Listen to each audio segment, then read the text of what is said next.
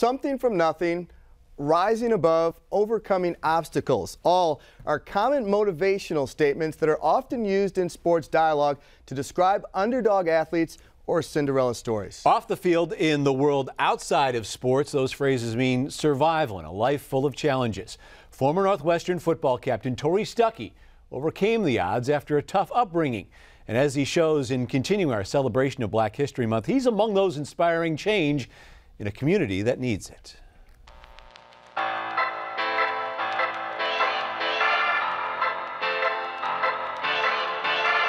Me and him being from the same neighborhood, so he knows the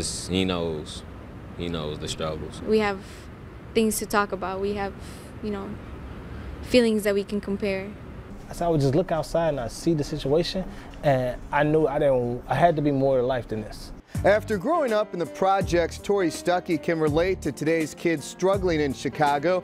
Raised in nearby Robbins, Stuckey was constantly surrounded by a life of hardship and violence, but he was able to pave his way through poverty and gangs and a father who abused drugs. My relationship was kind of, I guess, schizophrenic, if you will. Sometimes it was good, sometimes it was bad. I mean, the times that were good were very good. My dad was the first person that, developed a love for working out and exercising, teaching me how to do push-ups, doing push-ups with me on his back until I was strong enough to do it on my own. Unfortunately, like I said, he got addicted to drugs, and that made his actions very erratic. And with those type of erratic actions, it made it hard to have a good relationship because he did a lot of things that hurt me sometimes. Stuckey found a way out of a troubled environment by becoming a force on the football field. After an outstanding career at Eisenhower High School, he earned a scholarship to Northwestern University, where his mindset transformation began. Getting that scholarship and being removed from Robbins and going to Northwestern, even though it was only about a 50-minute drive from the south side to Evanston, it was like a whole new world. And just that exposure changed my entire life, changed my whole perspective on life. You growing up in an environment where everybody is the same, very homogeneous. And I'm not just talking about in color. I'm talking about in socioeconomic status too. So I'm growing up around poor blacks, essentially. But everybody walk, talk, act the same way. Well, why would you ever question your beliefs if everybody looks and acts the same as you? So it wasn't until I was removed from that environment that I realized that I had a lot of misconceptions about life and about the world. His experiences on and off the field helped formulate a game plan for his life. And while Stuckey's dreams of an NFL career came to an end 10 years ago, he found another calling, helping kids who come from a similar upbringing. When I talk about environment, I'm not just talking about an environment meaning like your neighborhood. I'm talking about your environment meaning it could be your home environment. Before it was depressing, I always walked around, my head down, never really, like been myself, And since the program, I can say I've been improving, and I'm being more social.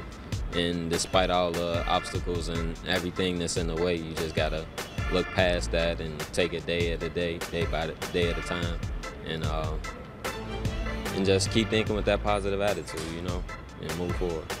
Taking them out of class to be able to do this, but I think a lot of things focus on traditional education because there are standardized tests and things like that that need to be passed, and I respect that. But the reality is, too, there's a social-emotional component to it that I think gets overlooked. And we're talking about a test that a kid cannot fail is a test of life. And what I'm trying to do is get them prepared for that. After 6 years of work, Stuckey published a book called Impoverished State of Mind, Thinking Outside the Block. And it's his playbook for the workshops run in local city high schools.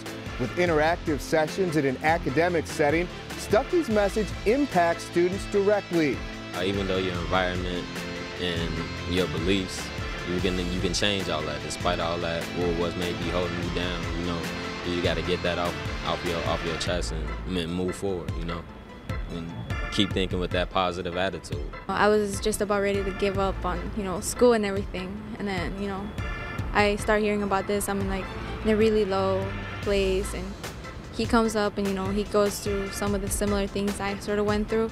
So, I could have related to him, all the people here, knowing that they've been through worse or, similar places I've been, makes me feel more comfortable sharing, and, it's kind of helped me express myself a little more. I know that I was that kid before, And I know that I was in this rough environment. And I know that I was wondering if I would make it out, how I would make it out.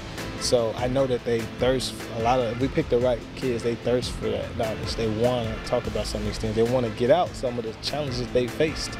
So it's giving them that avenue, and that's why I'm thankful for a lot of the schools and people that have given me that ability to do this. Stuckey's work has affected the lives of hundreds of students across Chicago, and he isn't slowing down anytime soon. Next up is a book aimed to educate first graders, but Stuckey realizes that he can't tackle the problem himself. He needs others to step in and step up. Get off the sideline and get in the game. And that's what I would say to everybody, like, come help be a part of the solution. The power of one is significant. You get enough ones together doing things, actually, you know, that's a powerful force that's happening in the community.